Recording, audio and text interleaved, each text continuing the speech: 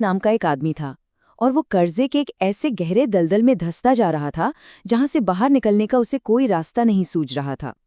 घर का खर्च तो खैर किसी तरह चल रहा था, लेकिन निराशा और हताशा उसके चारों ओर एक घने कोहरे की तरह छा चुकी थी।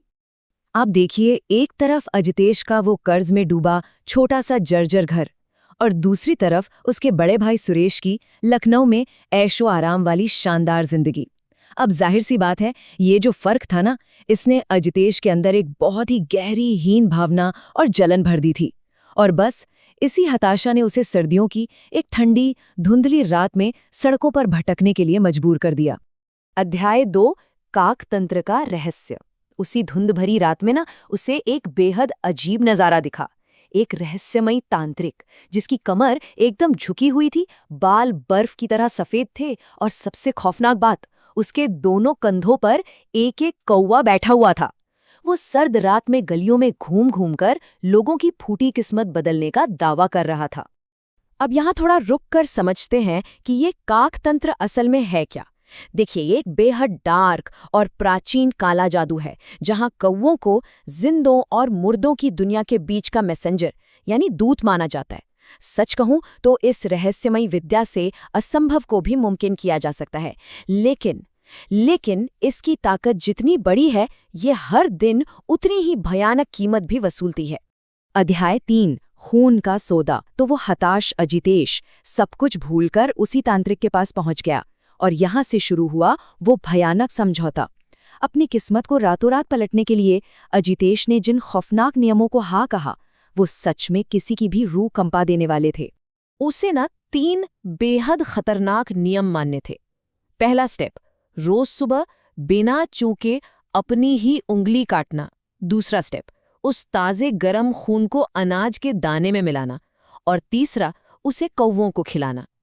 इसमें सबसे डरावना कैच ये था कि अगर एक भी दिन, जी हां, सिर्फ एक दिन की भी चूक हुई, तो ये सिद्धियां तुरंत टूट जाएंगी और जिंदगी पल भर में नर्क बन जाएगी। शुरुआत में तो इसके नतीजे बिल्कुल किसी चमत्कार जैसे थे। मतलब काकतंत्र पूरा होते ही जादू असर करने लगा। अजितेश की जो डील पिछले 3 साल से अटकी हुई थी ना, वो तुरंत पक्की हो गई। अचानक से जैसे बेशुमार दौलत बरसने लगी, और उसका पूरा परिवार एक बिल्कुल नए, बहुत ही आलीशान घर में शिफ्ट हो गया। अध्याय 4, एक भयानक भूल। अब दौलत आ गई, सारी परेशानियां छूमंतर हो गईं, लेकिन कहते हैं ना, इंसान बहुत जल्दी भूल जाता है।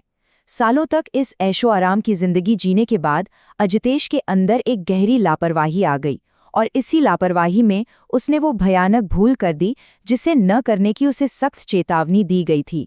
हुआ ये कि अजितेश ने खून की वो रस्म पहले हफ्ते में एक बार कर दी, और फिर पूरी तरह से ही बंद कर दी।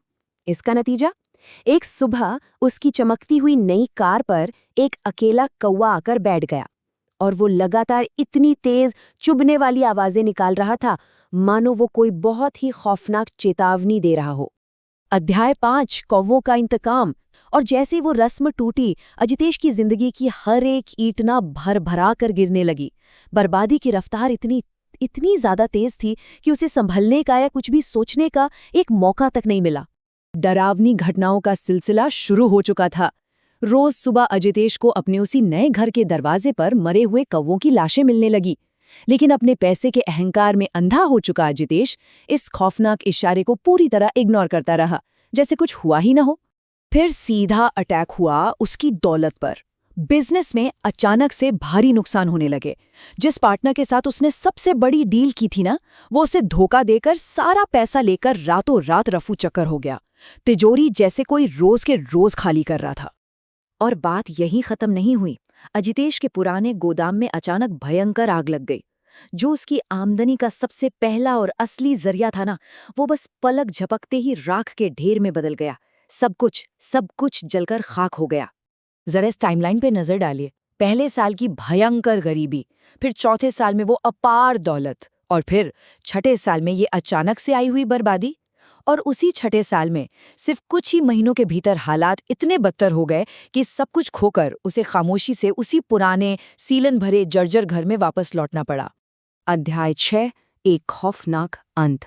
जब अजितेश उस पुराने घर में लौटा और उसने बाहर झांका, तो वहां का नजारा किसी भी बुरे सपने से कई ज्यादा खौफनाक था। घर की छत पर, रेलिंग पर और सामने उस पुराने पीपल के पेड़ पर हजारों कौवे बिल्कुल शांत बैठे थे। वो उड़ नहीं रहे थे, बस बिना पलक झपकाए अजितेश को घूर रहे थे, जैसे बस उसी के आने का इंतजार था।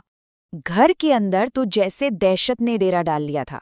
रात के अंधेरे में खिड़की के कान से घूरती हुई वो लाल आंखें अचानक से अजितेश की गर्दन पर उभर कर आए काले चोंच के गहरे निशान, और इन सब में सबसे भयानक बात, उसका 15 साल का बेटा, वो लड़का बिल्कुल सुन पड़ गया था और दिन रात अपनी कॉपी में बस काले क्रेयॉन से पागलों की तरह सिर्फ और सिर्फ कौवों के ही चित्र बनाता रहता था।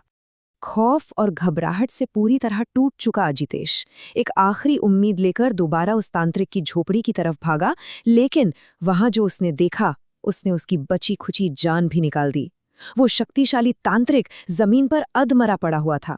उसका पूरा शरीर पंजों और चोंच से बुरी तरह नोचा जा चुका था। तांत्रिक ने खांसते और चीखते हुए अजितेश से कहा कि ये सब तुम्हारी लापरवाही का नतीजा है और अब वो कौवे सब कुछ छीन लेंगे। उसी रात आसमान काले बादलों और हजारों कौवों से पूरी तरह ढक गया। हवा में उनकी वो डरावनी आवाजें गूंजने लगीं, और तभी तभी घर के अंदर अजितेश का बेटा भयानक रूप से छटपटाने लगा। उसकी आंखें एकदम सुर्ख लाल हो गईं, चेहरा काला पड़ने लगा और उसके होंठ देखते ही देखते एक कौवे की चोंच में बदल गए।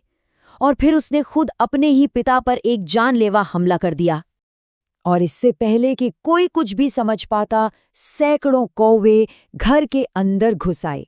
उन्होंने अजितेश को जिंदा ही नोचना शुरू कर दिया। इस रूह कंपा देने वाले मंजर को देखकर अजितेश की पत्नी हमेशा हमेशा के लिए वो घर छोड़कर वहां से भाग गई, और वो जगह पूरी तरह से एक वीरान, डरावने खंडहर में बदल गई। कहा जाता है कि आज भी 100 से भी ज्यादा कौवों का एक बहुत बड़ा झुंड उस खंडहर बन चुके घर के ऊपर लगातार मंडराता रहता है। उन्हें देखकर ऐसा लगता है मानो वो श्राप आज भी जिंदा है और वो कौवे वहां पहरा दे रहे हैं। अपनी नियति को रातों रात बदलने की जो हताशा होती है ना, वो इंसान से क्या कुछ नहीं करवा सकती। लेकिन इस पूरे खौफनाक सफर के अंत में बस एक ही सवाल पीछे छूट जाता है, क्या अपनी किस्मत चमकाने के लिए, किसी भी तरह से दौलत पाने के लिए कोई जानबूझकर इतनी भयानक कीमत चुकाने को तैयार होगा? सोचिएगा जरूर।